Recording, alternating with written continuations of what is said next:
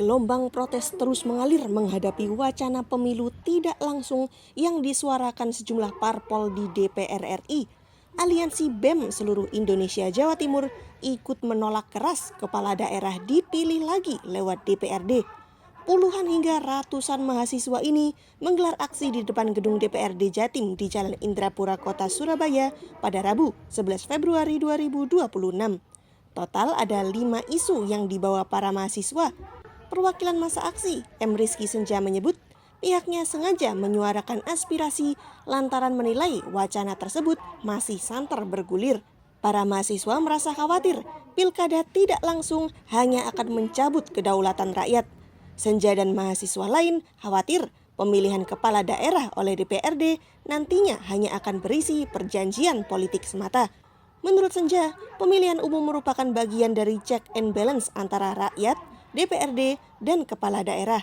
Selain urusan pilkada, isu lain yang dibawa adalah kritik terhadap penonaktifan kepesertaan BPJS PBI. Meski sudah ada komitmen pemerintah untuk mengaktifkan kembali, namun para mahasiswa meminta agar reaktivasi segera dilakukan. Kabar pengangkatan pegawai MBG menjadi PPPK juga menjadi kritik dari mahasiswa. Masa mengingat kembali ada jutaan guru honorer yang lebih layak diprioritaskan menjadi P3K ketimbang pegawai MBG. Masa turut membahas soal masalah tanggung jawab deforestasi dan tuntutan pembebasan tahanan politik. Selain orasi di atas mobil komando, sejumlah aspirasi juga disuarakan melalui poster dan selebaran yang turut dibawa ke lokasi. Demo berlangsung sekitar 3 jam lebih. Menurut Senja, tuntutan ini sengaja disampaikan melalui DPRD agar turut disuarakan ke pemerintah pusat. Masa aksi sempat ditemui langsung oleh Ketua DPRD Jatim Musyafaq Rauf yang sayangnya tidak membuat masa puas.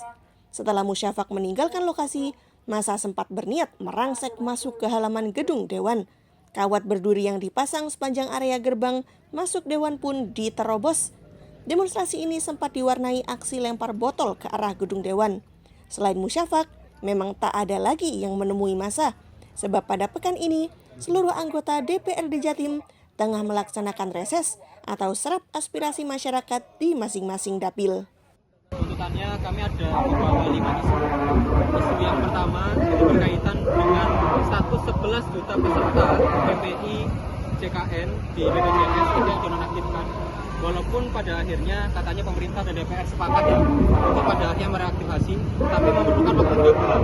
Itu kami rasa masih sangat lama ya untuk mereaktivasi kembali. Jadi kami menuntut untuk mempercepat reaktivasi dari 11 juta peserta BPJS yang dinonaktifkan.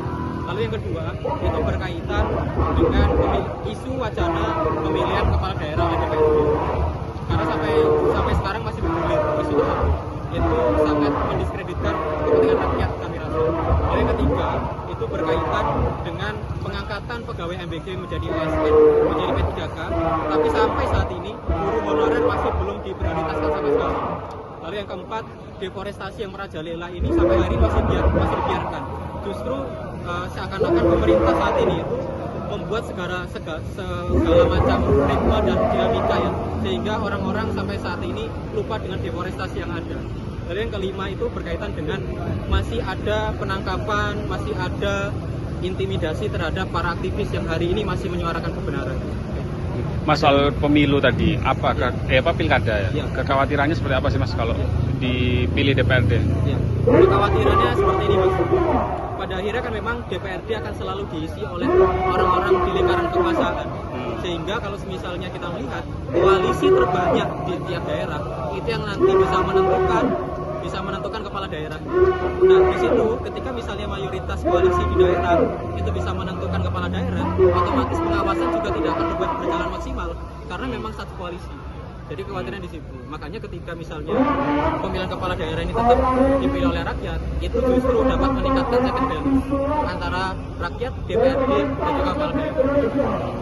Kalau peserta sendiri Mas, dari kampus mana saja Mas? Ya, untuk peserta sendiri ada dari UNER, dari Hang Tuah, dari Universitas Islam Lamongan, ada dari Telkom Surabaya, terus ada dari Malang juga ada. Untuk harapannya ke DPRD Jatim ini seperti apa? Untuk harapannya ke DPRD Jatim, memang sebetulnya DPRD Jatim ini tidak memegang kendali penuh ya atas kebijakan secara nasional.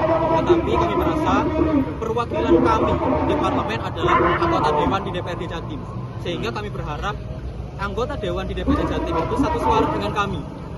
Satu suara dengan mahasiswa, satu suara dengan masyarakat, bahwa masih ada banyak sekali kontroversi yang dibuat oleh pemerintah pusat yang seharusnya memang tidak berpihak kepada rakyat dan sudah melewati batas. Download Tribun X sekarang, menghadirkan lokal menjadi Indonesia.